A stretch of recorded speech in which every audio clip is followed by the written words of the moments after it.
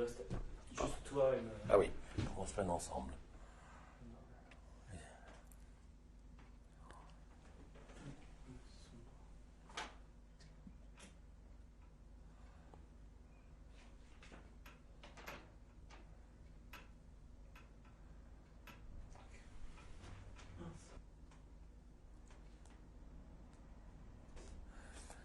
Je suis Georges Gandberg, intervieweur de la Fondation de la Shoah.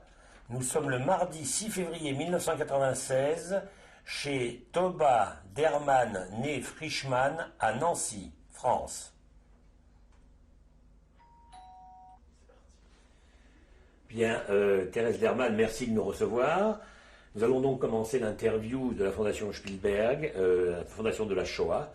Nous sommes donc à Nancy, chez vous, au 40 rue Lothaire 2. Quelques renseignements personnels. Vous êtes né quand?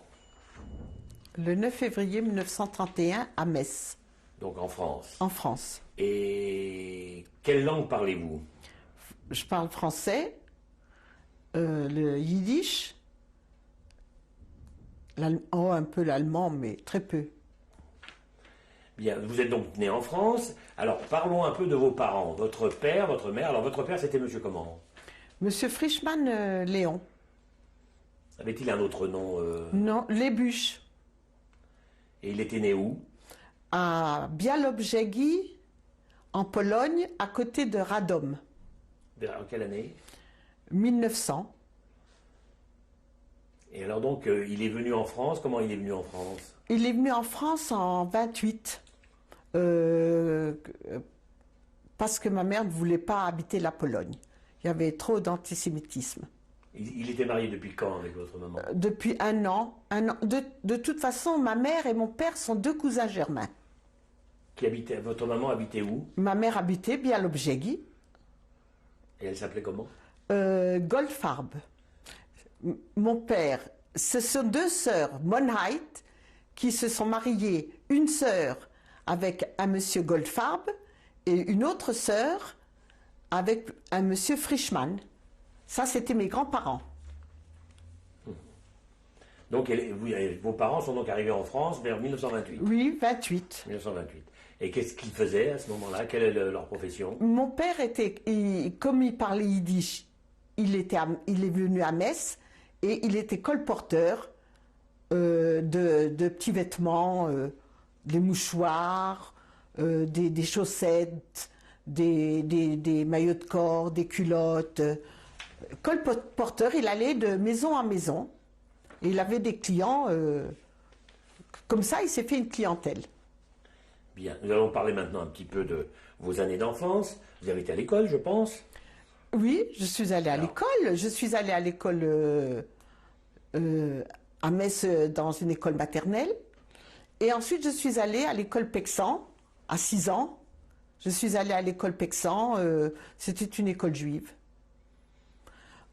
Bon, et ensuite, nous avons déménagé à Montbonvillers en 1938 parce que ma mère, elle avait eu un Ausweis.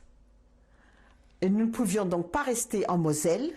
Nous sommes donc partis en Meurthe, à la frontière de la Meurthe-et-Moselle et de la Moselle, Montbonvillers, qui se trouve à 4 km de Pienne.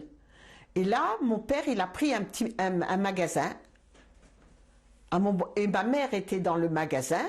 Et mon père allait tous les jours voir ses clients à Metz par le train. Donc vous habitez Montbonvillers, et alors Oui. Vous alliez à l'école où à ce moment-là? À l'école de Montbonvillers, Oui, l'école primaire normale. C'était des usines de fer qu'il y avait là, à Montbonvillers. Et j'allais à l'école publique de Montbonvillers. Voilà. Alors jusqu'à quel âge? Jusqu'en 1939, où la guerre s'est déclarée. Et comme nous habitions à côté d'un pont où passaient les wagons de fer, de minerais de fer, ma mère a dit on ne peut pas rester là. Et les Allemands commençaient à bombarder sur les mines. Et nous avons pris le train, c'était au mois de juin 1940, je crois. Et nous sommes venus à Paris. Et de Paris, nous nous sommes séparés de mon père. Et ma mère et moi, nous sommes partis à Angoulême Charente. Vous aviez des frères et des sœurs? Non, je suis fille unique.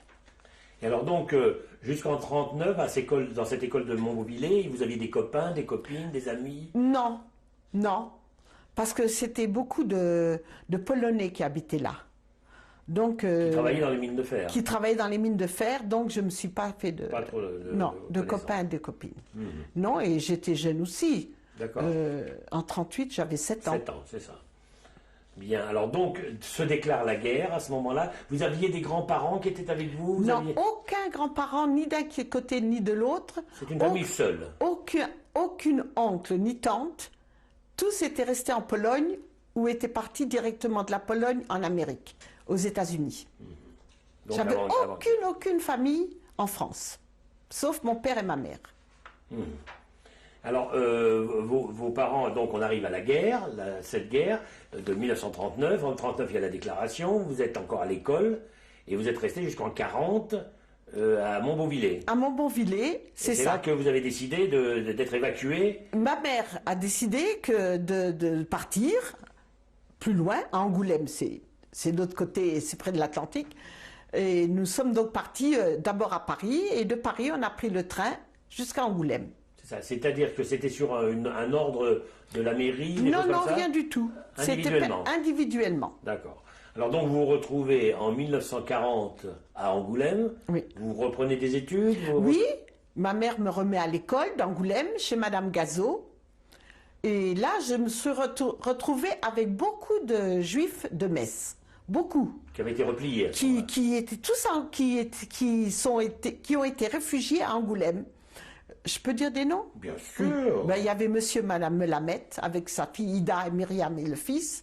Il y avait Feingritz avec une fille. Il y avait, il y avait madame Volendler de Nancy avec sa fille Claudine qui était à Angoulême. Il y avait le rabbin Kaufmann. De Forbach, il y avait Joseph Niedermann et Charlotte Niedermann. Il y avait Zilberberg de Metz avec 3 sœurs et un frère. Il y avait Hélène, enfin c'était Rachel Reiss, Madame Reiss était la sœur de Monsieur Knecht. Et elle était là avec ses 4 filles, dont deux plus jeunes ont été déportées, les 2 autres sont là. Il y avait de Metz, qui avait encore de Metz Madame, celle qui avait le magasin de fourrure à Metz. Vous savez, la fille Colette, elle s'est mariée avec de Lange. Colette Casseril. Ah oui, d'accord. Il y avait Madame Casseril qui était là, qui était famille avec Madame Volendler, qui était là avec son mari et ses 2 garçons et une fille. Il y avait Donc il y avait beaucoup de réfugiés de Metz, beaucoup. Et des juifs. Ah oui, des juifs. Je Et ne qui vivaient fréquentais comment? que les juifs. Comment vivaient-ils à Metz? Comment viviez-vous à Metz? Eh ben, ma mère, elle avait ramené des colis de vêtements, comme elle avait un magasin à Montbonvillers. Elle a ramené son stock. Elle a ramené 2, et puis elle vendait comme ça, à droite, à gauche. Mais je ne peux pas dire comment les autres vivaient. Et votre père, alors? Qu'est-il devenu? Ah, mon père, il n'était pas avec nous. Alors, qu'est-ce qui s'est passé, si c'est pas trop indiscret? Je ne voudrais pas en parler. D'accord. Bien, donc il n'y a pas de nouvelles du père, mais vous m'avez dit qu'il avait été... Il est parti. Il est parti, bon. Il est parti. Il est parti d'un autre côté. D'accord, c'est pas un problème. Bon, vous vous retrouvez donc à Angoulême, vous allez à l'école, et ça dure jusqu'à quand, cette histoire? Et je vais à l'école, j'habite au 15 rue des Juifs, à Angoulême, très près des Niedermann et du rabbin Kaufmann. C'était à côté. Et en 1942, c'est le 9 septembre ou le 9 octobre, je ne me rappelle plus exactement, la nuit, à 1h du matin, on a frappé à la porte en bas. Il y avait une main comme ça sur la porte. Et on a frappé très très fort, vraiment très très fort. Et nous habitions dans une pièce au 2e étage. La personne du 3e étage, Madame Certain, est allée ouvrir la porte en bas parce que maman, elle avait compris. Enfin, elle se doutait. Et Madame Certain est descendue ouvrir la porte. Et ils ont frappé chez nous au 2e étage, là où était notre chambre à coucher. Ça, là. On n'avait qu'une pièce. Qui c'est il?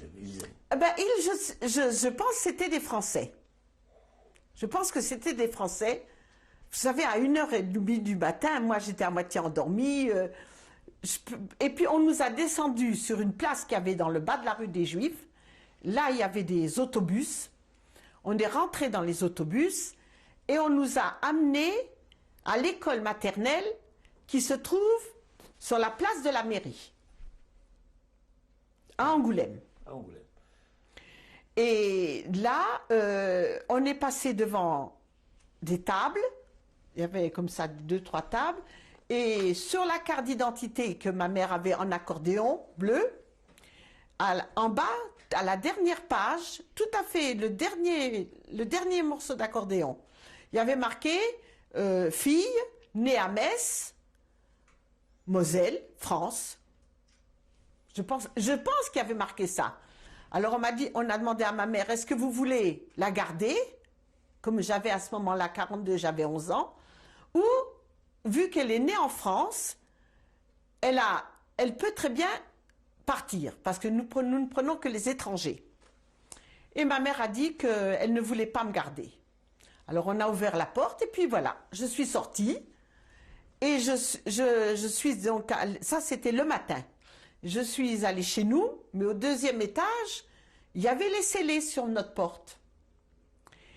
Et je suis allée voir ma maîtresse, Madame Gazot, qui n'a pas voulu me garder.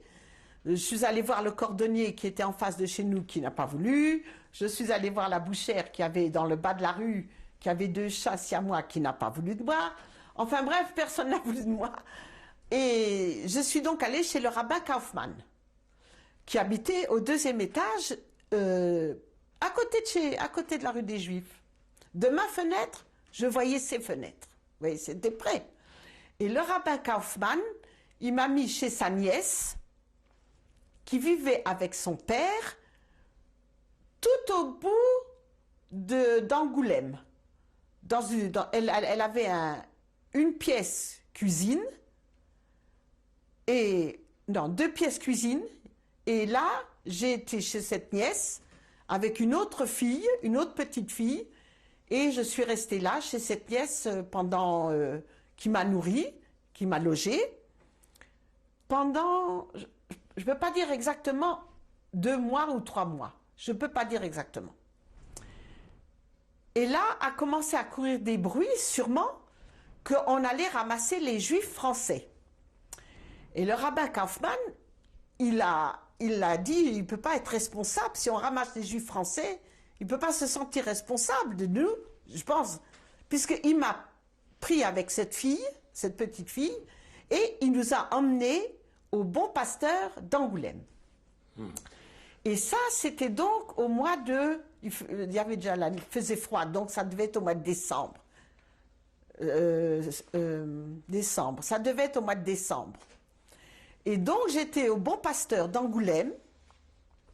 Tout en bas, il y avait un jardin, il y avait un potager, il y avait une grande place avec de l'herbe par terre. Dans la remise, tout au fond du jardin, enfin de cette grande pelouse qui avait derrière le Bon Pasteur, et les sœurs nous ont mis dans la remise. Dans la remise, tout au fond, et là, il y avait... En rez-de-chaussée, il y avait des 2 tables avec des bancs. Et au 1er étage, il y avait des lits avec des roulettes, des couvertures. Et il y avait un lavabo pour nous, tout petit. Ce n'était pas un lave-mains. Et là, nous étions une vingtaine d'enfants juifs, je pense, mais je ne me rappelle plus exactement qui était avec moi dans ce Bon Pasteur. Mais je sais qu'on était plusieurs. Je sais qu'on était tout seuls dans cette remise, les Juifs, avec d'autres enfants. J'étais donc avec d'autres enfants juifs de Metz, d'Angoulême, mais je ne me rappelle plus qui exactement était avec moi à ce moment-là, au Bon Pasteur d'Angoulême. Vous êtes allé voir le rabbin Kaufmann parce que vous étiez croyant, vous pensiez qu'il pouvait vous donner une aide, votre famille était pratiquante Ma famille était pratiquante. Ma famille était pratiquante, oui. Oui, on pratiquait peu, mais on pratiquait quand même comme les Juifs polonais pratiquaient en Pologne. Pratiquants. Et alors donc, vous vous retrouvez au Bon Pasteur, vous avez pu suivre des études, continuer à suivre Non, des études? là, on n'a pas fait d'études du tout. On Vous n'a êtes pas été à resté l'école. parqué, vous êtes parqué. Parqué, là, pas parqué, on était dans la remise. C'est ça. Dans la remise, Sans sortir, pour il y avait, sans sortir. Il y avait deux tables avec 4 bancs. Et au premier étage, il y avait les lits et les couvertures avec le lave-main qu'on se lavait. Et le dimanche matin, on nous emmenait à la messe. Mais pas dedans. On ouvrait la porte et il fallait rester là. Vous voyez, pas dehors. Pas dans la chapelle, ni Non, dans une église? dans une chapelle. Dans une chapelle. Dans une chapelle. La chapelle du Bon Pasteur. La chapelle du Bon Pasteur, mais on n'était pas là où étaient les catholiques. On Oui. était tout au début, quoi. D'accord. Dans l'entrée. Vous n'étiez pas mélangé. Non, dans l'entrée on était. On était dans Et l'entrée. alors là, vous êtes resté combien de temps au Bon Pasteur? Et je suis restée au Bon Pasteur, je pense jusqu'au mois de mars 43. Mars, ou avril 43, ou mars 43. Parce que je me rappelle, il y avait de la neige. Au Bon Pasteur, il y avait de la neige. Les cabinets étaient dehors et on mangeait que des carottes. Mais ça devait être au mois de mars 43. Ils nous ont emmenés à la gare, tous. Il y avait garçons et filles. Et de la gare, on a pris le train. On est parti pour Paris. Et on m'a emmené à la Marque. À la Marque, alors le premier, la Marque, rue Lamarque. Alors, qu'est-ce que c'était la Marque? Qu'est-ce que c'était? Alors, Une maison la Marque- d'enfants? C'est une... La Marque, c'était une maison d'enfants Qui appartenait à qui? qui appartenait à l'UGIF. L'UGIF, c'est Union Juive Générale, les Israélites de France. l'UGIF, rue Lamarque, près du Sacré-Cœur. Et là, il y avait 2 maisons. Il y avait une maison, et on rentrait par une porte avec une grille. C'était fermé comme ça, une grille qu'on ouvrait.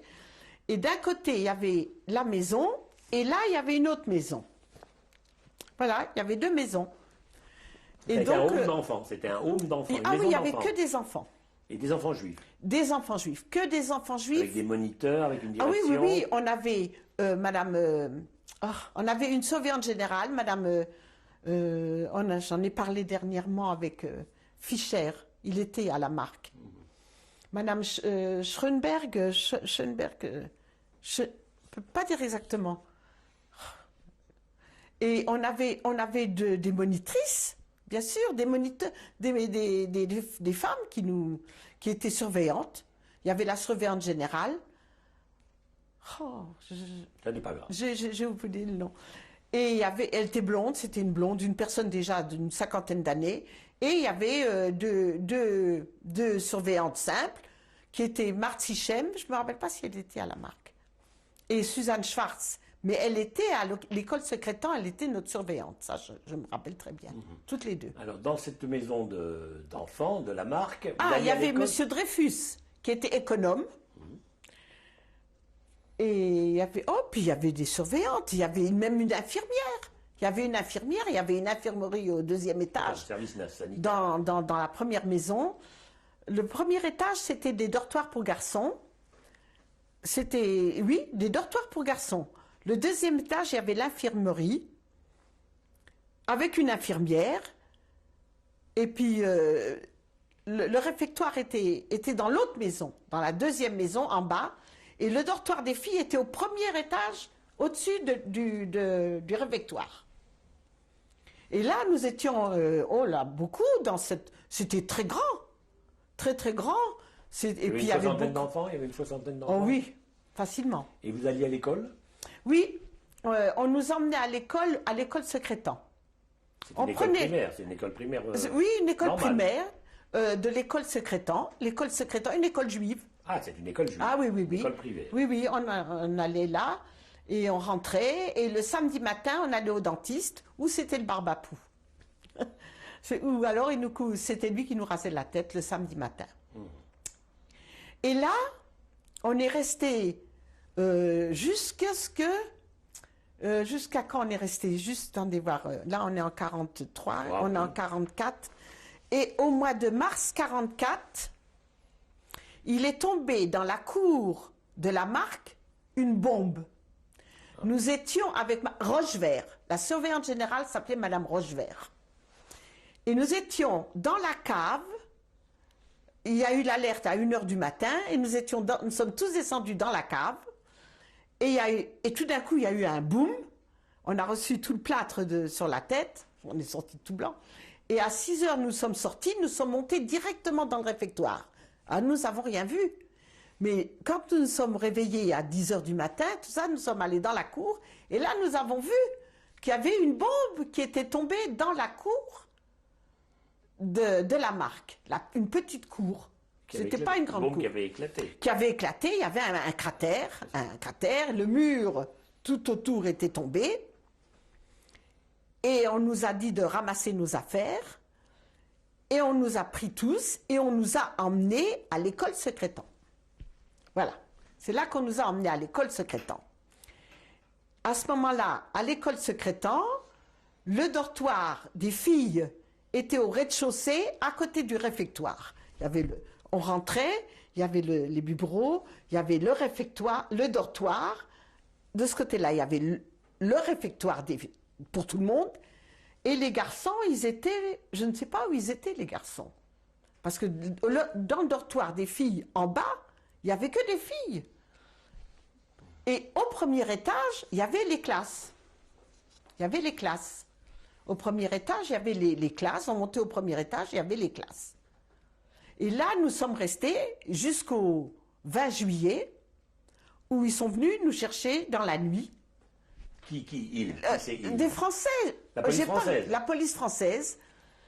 Et on a pris les autobus qui nous ont emmenés à Drancy. Donc c'était au mois de juillet 1944. C'était oui, parce que le jour commençait à poindre. Donc, il devait être on est parti de Secrétan vers 4h30, 5h du matin. Et on est arrivé à Drancy. Le même jour. Ah oui, ils nous ont... non, c'était le 22, puisqu'ils sont venus dans la nuit du 20 au 21. Oui. Donc c'était le 21. D'accord. C'était le 21. On est Drancy. arrivé à Drancy, 6h, 7h du matin. Je ne sais pas combien de temps ont mis les autobus. Et vous êtes resté combien de temps à Drancy? Moi, je suis donc arrivée le 21. Et on a entendu des bruits, comme quoi les enfants qui avaient des pères prisonniers de guerre doivent se présenter au bureau. Et c'est comme ça que je suis allée me présenter au bureau. Vous étiez au courant que votre père était prisonnier de guerre? Oui, et que vous êtes présenté au bureau? Je me suis présentée au bureau. On m'a fait aller dans une pièce à part avec d'autres femmes. Ça, c'était le 23 ou le 24 juillet. Ensuite, on nous a emmenés au train. Et de là, c'était pas des wagons à bestiaux. C'était des wagons normaux. De voyageurs. Ah oui. Et de là, on nous a emmenés à Bergen-Belsen. Drancy, Bergen-Belsen direct. Mais le camp n'était pas près de la gare. Oui. Il y avait 6 ou 8 kilomètres. Et je suis arrivée à Bergen-Belsen le 24. Le 24 sûrement, ou le 25. Je ne peux pas dire quand je suis arrivée. Je ne me rappelle pas. Alors, quels sont vos souvenirs quand vous arrivez à Bergen-Belsen? Alors, les premiers souvenirs que j'ai, c'était une baraque, la baraque 24.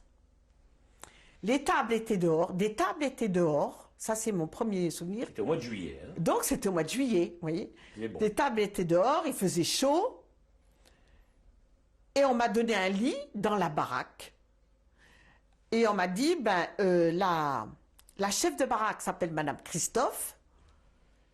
Et là, on a commencé à faire la queue pour recevoir à manger le soir, recevoir le café le matin, recevoir à midi ou 1h. Ils ramenaient des gamelles de lait. Vous savez qu'on ferme comme ça, des grandes gamelles de lait. Des pots à lait. Oui, mais des grands. Oui. Il y avait, je ne sais pas moi combien de litres là-dedans. 20 ou 25 litres. Oui. Et avec une louche. Avec une louche. Elle nous donnait on avait une assiette, je ne sais pas en fer. Ce qu'elle m'a donné, Madame Christophe, c'était la chef de baraque. Et on nous donnait une louche de soupe le midi et le soir. Et le pain, on avait un pain pour 6 jours ou alors un pain pour 6. Ça faisait 2,5 cm. La ration. La ration, c'était 2,5 cm ou un pain pour 6 jours. Ça, je me rappelle très bien. Dans cette baraque, il n'y avait que des enfants ou il y avait des adultes? Ah non, il y avait des adultes et des enfants. Ah, d'accord. Et que des Français? Que des Juifs français. Que des Juifs français. Que des Des Juifs Juifs d'origine français. de France. Des Juifs d'origine de France. Ouais, d'accord. Oui. Alors, qu'avez-vous fait une fois que vous êtes installé dans cette baraque? Ben, Ou j'ai rien. que vous a-t-on fait faire? Personnellement, rien. J'étais une enfant et les enfants ne faisaient rien. Alors, vous jouiez avec des camarades? Alors, on faisait la queue pour manger, on portait à manger aux femmes malades, quand il y avait des malades. On jouait avec les enfants qui étaient là. Mes deux principales camarades à ce moment-là, c'était Rachel Medzelewski et sa sœur, qui était sourde et muette. On ne me rappelle plus de son nom. Mais Rachel, c'était elle, ma meilleure amie à ce moment-là. Vous étiez toujours ensemble? Et on était ensemble et on dormait dans des lits à 3 étages. Et au début, on avait chacun son lit. Ouais, on avait rez-de-chaussée, premier et deuxième. Moi, j'étais toujours en haut. Comme j'étais jeune, j'étais toujours en haut. Et après, on a eu 2 lits, et c'était 2 lits qui étaient l'un contre l'autre. Et là, il y avait l'allée, là, il y avait l'allée. Vous comprenez? C'était, voilà. Et moi, donc, on montait par là et on montait par là. Voilà. Et donc, voilà, on était là, et puis, ma foi... On se rendait utile, mais on ne travaillait pas spécialement. Non, les enfants ne travaillaient pas. D'accord. Les enfants ne Et travaillaient pas. il n'y avait pas de cours, des écoles, il y avait des cours, des classes. Il n'y avait pas... Quelqu'un n'a pas pris l'idée. Si quelqu'un a eu l'initiative de nous faire un peu d'orthographe dans la pièce où on donnait à manger, il y avait un poêle, et là, il y avait une table, et là, on avait pris... mais c'était peu. L'initiative n'a pas duré. L'initiative n'a pas duré, et voilà, on était là. Il y avait des gens qui étaient souvent malades, des gens qui étaient malades. Oui, on avait beaucoup de poux. Non, pas au début pas, mais après on a eu des poux, et puis on a eu le typhus, mais c'est vers la fin ça, le typhus. Parce que là, nous sommes toujours en juillet-août, là, pour le moment. Ah non, en juillet-août, non. En juillet-août, il n'y avait pas... Non, rien, on faisait rien. On était là, on jouait. Parce qu'il y avait une très grande place, c'était grand. La baraque, il y avait d'autres baraques à côté, et pour aller dans les cabinets, il fallait traverser toute une place. Et c'était pas des cabinets, c'était des planches. Voilà, la turque. Avec des trous. Mais il n'y avait pas quelque chose qui couvrait. C'est ça, les latrines. Voilà, il y avait ça. Alors, pour y aller, il fallait déjà traverser toute une place.